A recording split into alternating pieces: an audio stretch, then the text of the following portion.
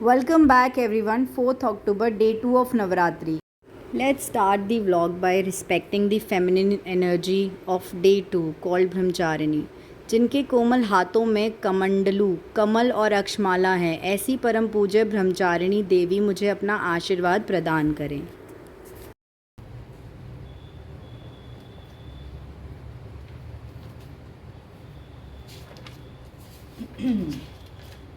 Let me just read it out to all of you. This is really nice. So it starts with here. हिंदुओं के धार्मिक उत्सवों में it's kind of a celebration first. These Navratris is kind of a celebration, right? Because लिखा हिंदुओं के धार्मिक उत्सवों में जो चैत्र का महीना होता है, चैत्र भारतीय वर्ष का पहला महीना है. द्वितीय नवरात्र चौथे मास के आषाढ़ में होते हैं, ठीक है. पहला नवरात्र चैत्र महीने में होता है, दूसरा आषाढ़ में, और तीसरा अश्वनी मास में होता है. माघ महीने में चौथा नवरात्र होता है, ठीक है. मैं प्रथम नवरात्र स्टार्ट. तो प्रथम के बारे में हम नहीं पढ़ते, है ना. आषाढ़ और शारदीय और माघ, ठीक है, ये 4 तरह के होते हैं. फिर इसमें सब कुछ लिखा हुआ है क्या क्या होता है ना. तो हम जो सेलिब्रेट कर रहे हैं अभी, जो कि अक्टूबर महीना है, जिसमें नवरात्र अश्विनी मास के शुक्ल पक्ष की प्रतिपदा से नवमी तक होते हैं. इनको वार्षिक नवरात्र भी कहा जाता है. चारों नवरात्रों में इसे ही श्रेष्ठ माना गया है. इसमें भी देवी की स्थापना, पूजा, आराधना, कन्या भोजन आदि कर्म उसी प्रकार किए जाते हैं जैसे कि चैत्र के नवरात्रों में किए जाते हैं. इन नवरात्रों के प्रारंभ में बोए गए जौ के जवारे विजयदशमी दशहरे के दिन काटे जाते हैं. शारदीय नवरात्र का महत्व इसलिए भी अधिक है कि दैत्यों के संहार के लिए माता भगवती का आविर्भाव इन्हीं दिनों हुआ था. मातेश्वरी ने देवी भागवत तथा शिव पुराण आदि में स्वयं कहा है कि जो व्यक्ति वार्षिक नवरात्रों में श्रद्धा भक्ति पूर्वक मेरी उपासना करेगा, मैं उसकी समस्त बाधाओं को दूर करके उसकी रक्षा करूंगी. रावण पर विजय प्राप्त करने के लिए श्री रामचंद्र जी ने विधिवत माँ दुर्गा की उपासना की थी. देखिए, हमें ये पता ही नहीं है, हमने रामायण इतना पढ़ा है, बट उन्होंने भी माँ दुर्गा की उपासना की थी रावण पर विजय प्राप्त करने के लिए. हम दशहरा मनाते हैं, बट हमें ये आइडिया नहीं था कि भाई फास्टिंग की थी. यही इसी तरीक़े से पूजा की थी, और माता ने प्रकट होकर राम लक्ष्मण दोनों भ्राताओं को दर्शन देकर विजय प्राप्ति का वरदान दिया था. रावण पर विजय की प्रतीक के स्वरूप इन नवरात्रों की समाप्ति के अगले दिन विजयदशमी अर्थात दशहरा मनाया जाता है. शारदीय नवरात्र व्रत उपासना का क्रम वास्तव में रामायण और महाभारत काल से भी बहुत पहले से चला आ रहा है. इस शारदीय नवरात्र को बंगाल प्रदेश में बंगाली समाज में दुर्गा पूजा के नाम से एक महोत्सव के रूप में बड़ी धूमधाम से मनाया जाता है, जो कि हम सभी को पता है ना. नव तो इसमें नेक्स्ट, तो फिर it was just an introduction for you all कि जब भी हम कुछ करें तो हमें उसकी रीजनिंग वो भी पता होनी चाहिए जो बताई जाती है सही, और वो भी पता होनी चाहिए जो हम 10 जगह से सुनने के बाद हमें एक दिमाग में सेटिंग बैठी है कि अच्छा इसलिए होता है. वो आप खुद बनाते हैं, वो आप उस बेसिस पे बनाते हैं समझ, जो 10 जगह से पढ़ने के बाद फिर आप, जैसे आप मुझसे सुन रहे हैं, फिर आपने कहीं और भी सुना होगा, तो आपका डेटाबेस बढ़ता जा रहा है, नॉलेज, है ना. उसके बाद आपका अपना एक पॉइंट ऑफ व्यू बन जाएगा क्यों मनाते हैं इस पर. तो इस तरीके से, और बाकी तो मैंने ऑलरेडी ये पार्ट पूरा कर लिया है. दुर्गा अष्टोत्तर शतनाम स्तोत्र कहते हैं इसे. इनमें दुर्गा माता के करीब 108 नाम हैं जो मैंने पूरे कर लिए हैं. इनको डेली पढ़ना होता है, तो let me just read it again. Durga उपासना ग्रंथों में यह श्री दुर्गा अष्टोत्तर शतनाम स्तोत्र अत्यंत उच्च स्थान रखता है. मातेश्वरी दुर्गा के अनंत नाम हैं. एक दिन की बात है कि माता पार्वती ने भगवान शंकर जी से प्रार्थना की कि हे प्रभु, कलयुग में जबकि मनुष्य की आयु कम होगी और वे धार्मिक कार्यों में समय भी कम दे पाएंगे, ऐसे व्यक्तियों के लिए सहस्त्रनाम से छोटा माता के कुछ कम नामों का कोई ऐसा स्रोत बताएं जिसका पाठ शीघ्र से हो सके परंतु लगभग सहस्त्रनाम जितना ही प्रभावशाली हो. पार्वती जी की इस विनय पर शिवजी ने माता दुर्गा के अत्यंत प्रभावशाली 108 नाम बताए। इन 108 नामों के जपने का सीधा अर्थ है केवल एक माला का जप, क्योंकि माला में 108 ही दाने होते हैं। ओम सती, साध्वी, भवप्रीता, भवानी, भवमोचनी, आर्या, दुर्गा, जया, आगा, त्रिनेत्रा, शूलधारिणी, पिनाक धारिणी, चित्रा, चंद्रघंटा, महातपा, मनः, बुद्धि, अहंकार, चित्तरूपा, चित्ता, चिति, सर्वमंत्रमयी, सत्ता, Satyanand. So let's just understand the importance of Brahmacharini माँ डे 2, जो कि नवरात्रि के दूसरे दिन को पूजन किया जाता है जिनका। पहले तो वो एक अनमैरिड माँ को डिपिक्ट करती है और वो सफ़ेद कपड़े पहने रहती हैं और उनके हाथ में फूल होता है कमंडालू। Female who pursues sacred religious knowledge और अनमैरिड फीमेल। बेसिकली इन माता के बारे में आपको जिस हिंदू स्क्रिप्चर में पता लग सकता है बहुत डेप्थ में, वो है देवी भगवत पुराण। ठीक है, देवी भगवतम भी उसे कहते हैं, जो कि 18 महापुराण्स हैं हिंदू स्क्रिप्चर्स, जिनमें से 18 में से एक है देवी भगवतम या देवी भगवता पुराण। वहाँ पे आपको डेप्थ में पता लग सकता है ब्रह्मचारिणी माता के बारे में और नवदुर्गा के बारे में। किताब जिन्होंने बनाई थी वो वेद व्यास थे, ऋषि वेद व्यास।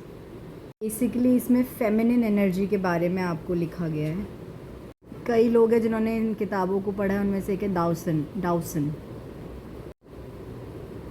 देवी भगवत पुराण अपने आप में एक ऐसा स्क्रिप्चर है जिसमें बेसिकली फेमिनिन एनर्जी के बारे में बताया गया है, देवी शक्ति, गॉडेसेस के बारे में, कि वो अपने आप में कैसे यूनिवर्स के क्रिएशन में रिस्पॉन्सिबल है, ब्रह्मन की फॉर्म में, अल्टीमेट ट्रूथ एंड रियलिटी, ब्रह्मांड है ना, हिंदू में कहते हैं ब्रह्मांड, अल्टीमेट ट्रूथ एंड रियलिटी इसका मतलब होता है।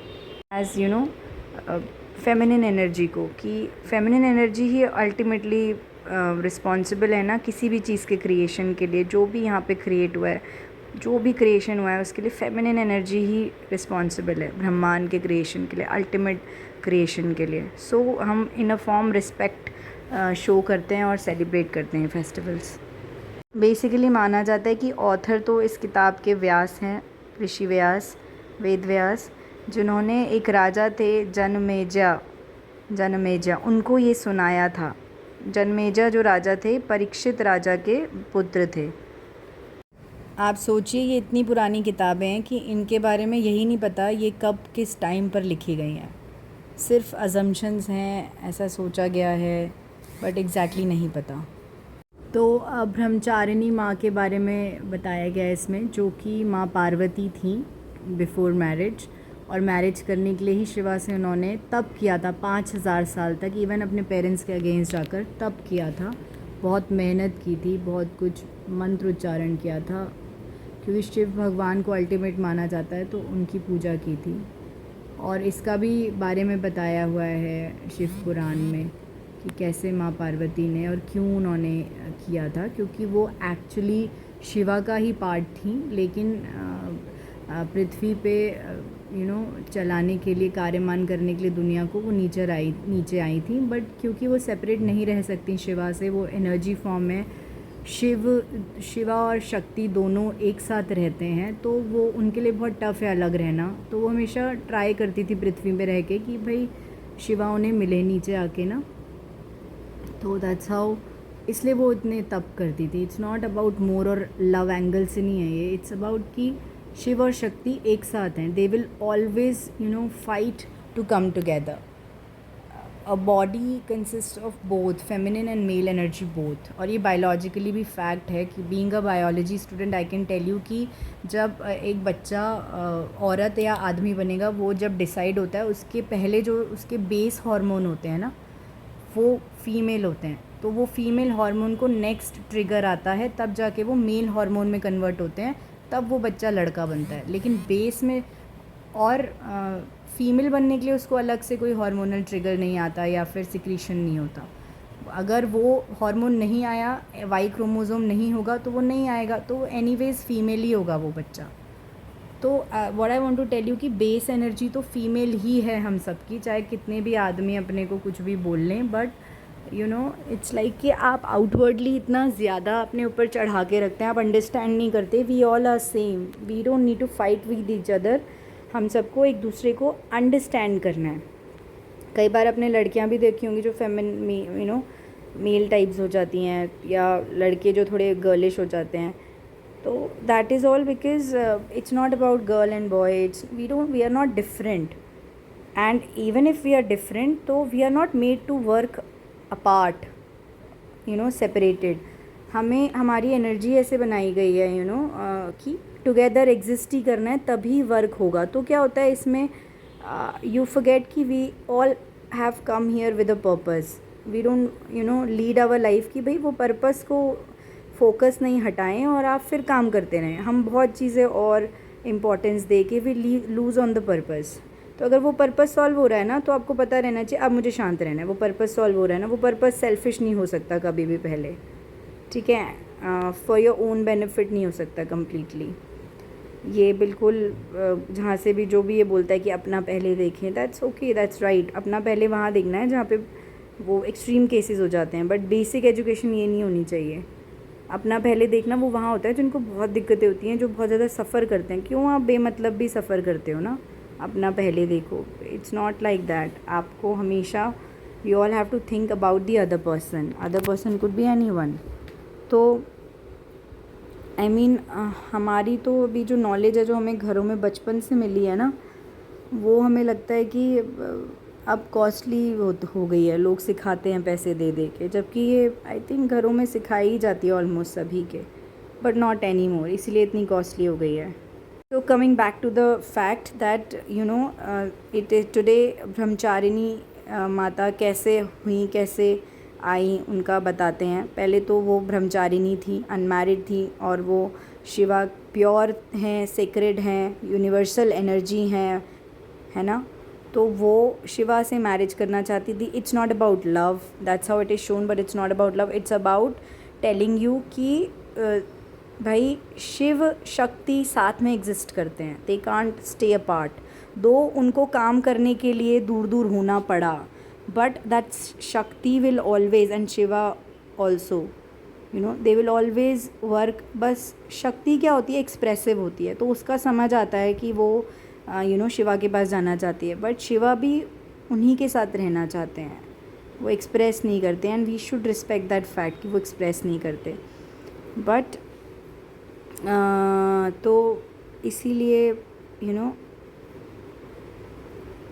तो क्या होता है कि जब पार्वती माँ इतने लगन से तप करती हैं, तो सारे जो देवता होते हैं वो मिलकर कामदेव के पास जाते हैं कि आप कुछ करिए कि शिवा ना पार्वती के पास दर्शन दें और वो लोग साथ रह सकें। तो लेकिन ऐसा कुछ होता नहीं है, क्योंकि ना इसकी भी वजह है, क्योंकि एक राक्षस था तारकासुर, जो तभी मरता। तारकासुर का वध आपने सुना होगा कि शिवा का जब बच्चा होगा तो वो ही सिर्फ तारकासुर का वध कर सकता है। तो इसीलिए शक्ति और शिवा का साथ में आना देवताओं के लिए भी बहुत इम्पोर्टेंट था। इसलिए वो कामदेव के पास गए कि आप कुछ करिए कि वो पार्वती को दर्शन दें और वो लोग साथ रहें।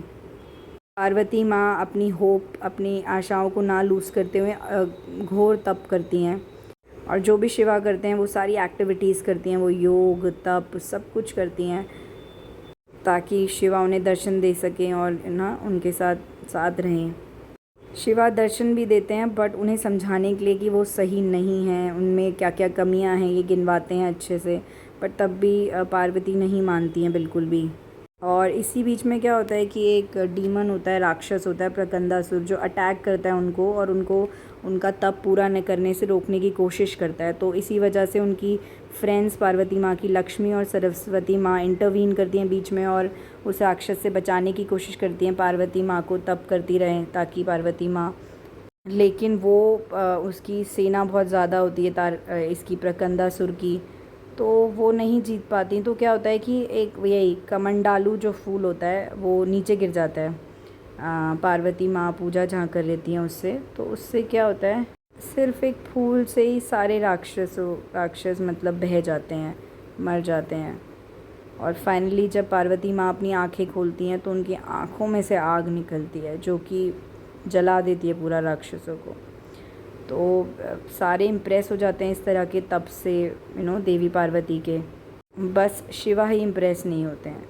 फिर वो जाके पार्वती को देखते हैं, बहुत ज़्यादा उनका वो लेते हैं, चेक करते हैं पार्वती को, कि वो रिडल्स देते हैं उनको, पहेलियाँ देते हैं बुझाने को। मतलब वो उनके दिमाग को भी चेक करते हैं कि ये दिमागदार है कि नहीं। तो इतना कुछ करने के बाद फाइनली क्या करते हैं, वो पार्वती माँ की ब्रेन ब्यूटी सब देखने के बाद फाइनली वो उनको कहते हैं अपनाने के लिए और विवाह करने के लिए, और पार्वती माँ को दर्शन देते हैं अपने असली रूप में।